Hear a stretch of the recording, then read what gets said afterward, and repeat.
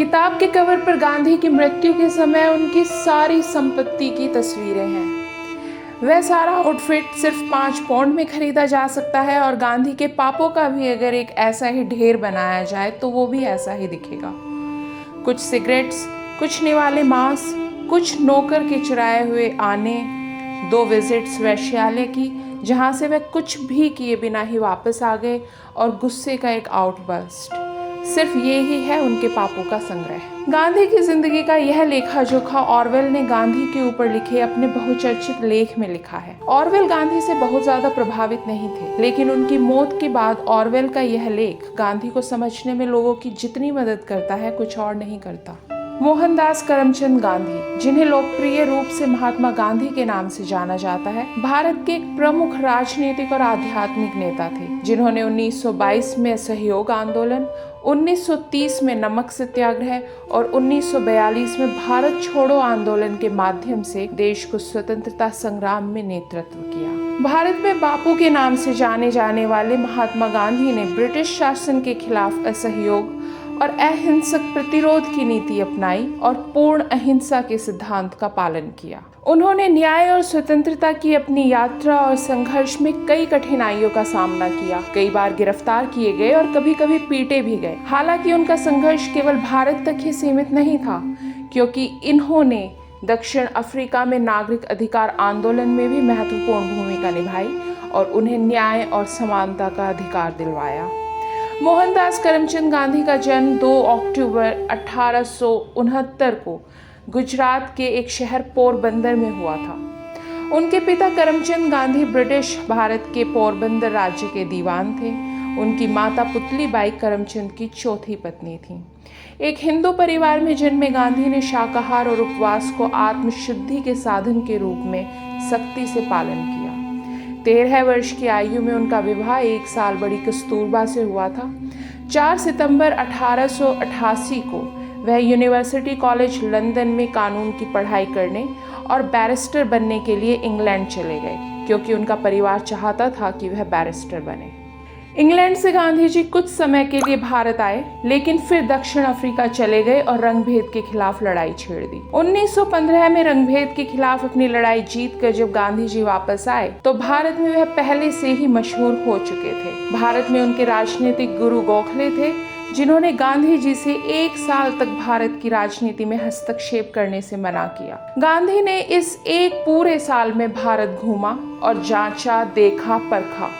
इस बीच गोखले की मृत्यु हो गई। गांधी अपने गुरु के सम्मान में 1 साल तक नंगे पैर रहे। भारत के स्वतंत्रता संग्राम में गांधी का सफर शुरू हुआ चंपारण के आंदोलन से। रामचंद्र शुक्ल गांधी को चंपारण ले गए, जहां जमींदारों, ज्यादातर ब्रिटिशर्स, द्वारा किसानों की स्थिति को कर लगाकर और उन्हें अत्यधिक गरीबी में छोड़कर बदतर बना दिया गया था। किसानों को उनकी जीविका के लिए आवश्यक खाद्य फसलें उगाने के बजाय नकदी फसल उगाने के लिए मजबूर किया जा रहा था। चंपारण में यह फसल इंडिगो थी। नकदी फसल उगाने के कारण चंपारण में अकाल की स्थिति पैदा हो गई थी। गांधी ने बाद में बताया कि चंपारण का वह दिन मेरे जीवन का एक अविस्मरणीय घटना थी और किसानों के लिए और मेरे लिए एक ऐतिहासिक दिन था। किसानों के साथ इस बैठक में मैं ईश्वर, अहिंसा और सत्य के समक्ष खड़ा था।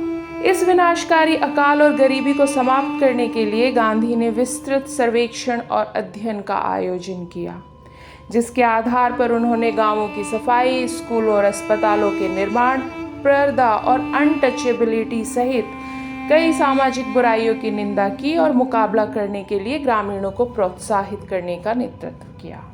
गांधी ने जमींदारों के खिलाफ विरोध और हड़ताल का आयोजन किया, जिसके परिणाम स्वरूप राजस्व वृद्धि और अकाल समाप्त होने तक लगान का कलेक्शन रद्द कर दिया गया।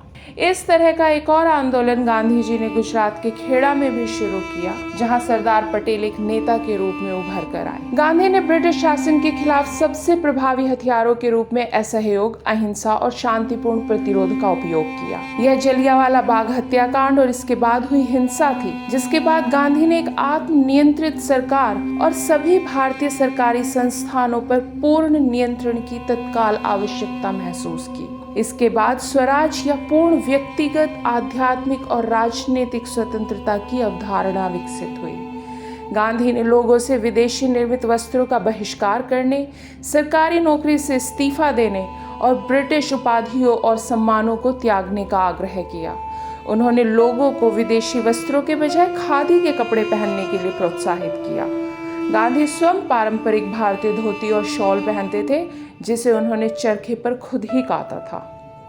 अभियान पूरे देश में एक बड़ी सफलता थी और इससे भारत की महिलाओं सहित सभी क्षेत्रों के लोग शामिल हुए। यह आंदोलन फरवरी 1922 में समाप्त हुआ, जब उत्तर प्रदेश के चौरी चौरा में हिंसक झड़प हुई।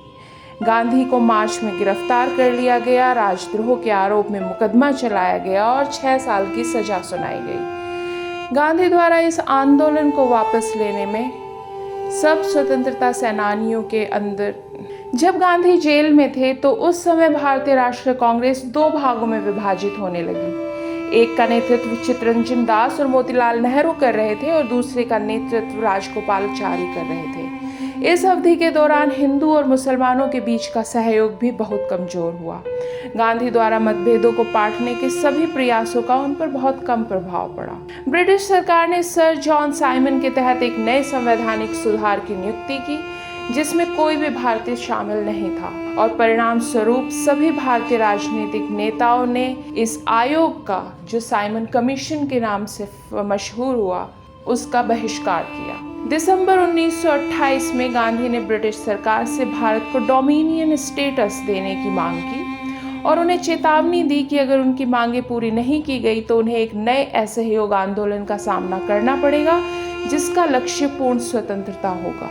31 दिसंबर 1929 को लाहौर में भारतीय राष्ट्रीय ध्वज फहराया गया और अगले वर्ष 26 जनवरी को भारतीय राष्ट्रीय कांग्रेस पार्टी द्वारा स्वतंत्रता दिवस मनाया गया, जिसे लगभग हर भारतीय संगठन द्वारा उस समय मनाया गया था। 1930 में गांधी ने नमक पर कर का विरोध करते हुए एक नए सत्याग्रह की शुरुआत। सरकार ने नमक पर उत्पाद शुल्क लगाया था, जिससे खजाने में भारी मात्रा में पैसा आता था। इसके अलावा सरकार के पास नमक उत्पादन का एकाधिकार था। नमक कर पर हमला किया जाना था और नमक कानूनों को तोड़ा जाना था। 2 मार्च 1930 को गांधी ने नए वायसराय लॉर्ड इरविन को एक लंबा पत्र लिखा, जिसमें उन्होंने ब्रिटिश शासन के तहत भारत की दुखद स्थिति के बारे में बताया। उन्होंने खुद नमक बनाने के लिए अहमदाबाद से दांडी गुजरात तक मार्च किया। नेहरू ने बताया कि उस समय नमक अचानक एक रहस्यमय शब्द बन गया, शक्ति का शब्द। हजारों भारतीय लोग इस 400 किलोमीटर मार्च में उनके साथ शामिल हुए, जिसे ब्रिटिश शासन के खिलाफ उनका सबसे सफल अभियान माना जाता है। दांडी मार्च के दौरान जब गांधी अरब सागर के चमकदार पानी में डुबकी लगाने के बाद नमक बनाने के लिए किनारे आए, तो ब्रिटिश अधिकारियों ने गांधी के प्रयासों को विफल करने के लिए नमक को रेत में पीस दिया था। लेकिन गांधी जी को आसानी से एक नमक भरी हुई कीचड़ दिखाई दी। गांधी ने इसे उठाया और अपना हाथ ऊपर करके कहा, इसके साथ मैं ब्रिटिश साम्राज्य की नींव हिला रहा हूँ। इसके बाद गांधी को गिरफ्तार कर लिया गया। गांधी जेल में थे और भारत में अराजकता का माहौल था। मार्च 1931 में इरविन गांधी समझौते पर हस्ताक्षर किए गए, जिसके अनुसार ब्रिटिश सरकार ने गांधी जी द्वारा नागरिक अवज्ञा आंदोलन को त्यागने पर राजनीतिक कैदियों को रिहा करने पर सहमति व्यक्त। 1932 में कांग्रेस ने नए संविधान के तहत अनटचेबल्स का अलग निर्वाचक मंडल बनाया। गांधी ने अनटचेबल्स, जिन्हें उन्होंने हरिजन, भगवान के बच्चे भी कहा था, उनके जीवन को बेहतर बनाने के लिए एक नया अभियान शुरू किया। अनटचेबल्स के लिए असमानता और न्याय उनके मुख्य लक्ष्य बन गए और गांधी के निरंतर प्रयासों का परिणाम था कि सितंबर 1932 में सरकार ने बातचीत के माध्यम से एक अधिक निष्पक्ष और न्यायपूर्ण व्यवस्था अपनाने पर सहमति दी। 1939 में द्वितीय विश्व युद्ध के दौरान गांधी ने युद्ध में भारत को शामिल करने का विरोध किया, यह कहते हुए कि भारत लोकतांत्रिक स्वतंत्रता के लिए लड़े जा रहे युद्ध का हिस्सा नहीं बन सकता, जबकि भारत की खुद की स्वतंत्रता उसे नकार दी गई है। गांधी और अन्य कांग्रेसियों ने ब्रिटिशर्स से भारत छोड़ो की मांग करते हुए पूर्ण स्वतंत्रता के लिए अपने आंदोलन को तेज कर दिया। यह भारतीय स्वतंत्रता संग्राम के इतिहास में सबसे उग्र आंदोलन था, जिसमें हजारों स्वतंत्रता सेनानी मारे गए, कैद किए गए, घायल हुए और भारत के हर हिस्से में हिंसक झड़पें हुई। इस बार मांग पूरी स्वतंत्रता की थी और ब्रिटिशर्स को तत्काल भारत से बाहर निकलने की थी। यद्यपि गांधी ने अनुशासन बनाए रखने की अपील की, लेकिन उन्होंने यह स्पष्ट कर दिया कि इस बार आंदोलन को रोकने के लिए हिंसक कृत्य काफी नहीं होंगे, क्योंकि यह करो या मरो का समय था। 1942 की गर्मियों में गांधी को एक अजीब और अनोखे रूप से बहुत उग्र मूड में पाया गया। उन्होंने बार बार ब्रिटिशर्स से आग्रह किया, भारत को भगवान के हवाले कर दो या अराजकता के हवाले कर दो। यह व्यवस्थित अनुशासित अराजकता को जाना चाहिए और यदि इसके परिणाम स्वरूप पूरी तरह से कानून खत्म हो जाता है तो मैं इसे सहन करने का जोखिम उठा लूंगा। उन्होंने 1942 में कांग्रेस अधिवेशन में दिए अपने भाषण में कहा, मैं पूर्ण स्वतंत्रता से कम किसी भी चीज से संतुष्ट नहीं होने वाला हूँ। शायद वायसराय नमक कर शराब की बुराई को समाप्त करने का प्रस्ताव रखेगा, लेकिन मैं कहूँगा कि स्वतंत्रता से कम कुछ भी नहीं। गांधी ने यह बात 1942 में कांग्रेस अधिवेशन को दिए गए अपने भाषण में कही। 9 अगस्त 1942 को गांधी और कांग्रेस की समिति को गिरफ्तार कर लिया गया और गांधी को 2 साल के लिए आगा खान पैलेस में रखा गया।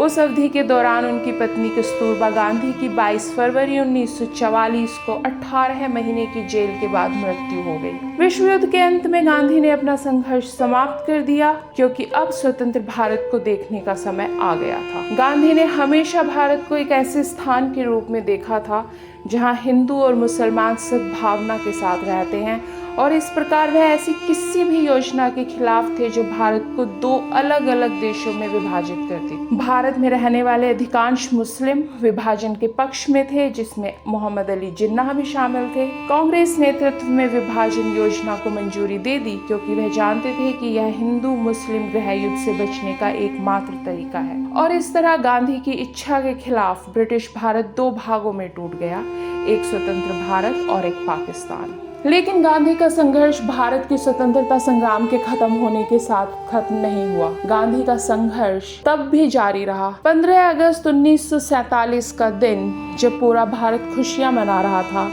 उस समय गांधी नोआखाली में विभाजन से पीड़ित लोगों के दर्द बांट रहे थे। 1948 30 जनवरी 1948 को नई दिल्ली में बिरला हाउस के मैदान में महात्मा गांधी की गोली मारकर हत्या कर दी गई। हत्यारे नाथूराम गोडसे, जिनके हिंदू महासभा नामक चरमपंथी हिंदू समूह से संबंध थे, उन्होंने गांधी को पाकिस्तान के प्रति सहानुभूति के कारण गोली मार दी थी। गोडसे और उनके सह षड्यंत्रकारी नारायण आप्टे पर मुकदमा चलाया गया और 15 नवंबर 1949 को उन्हें फांसी दे दी गई।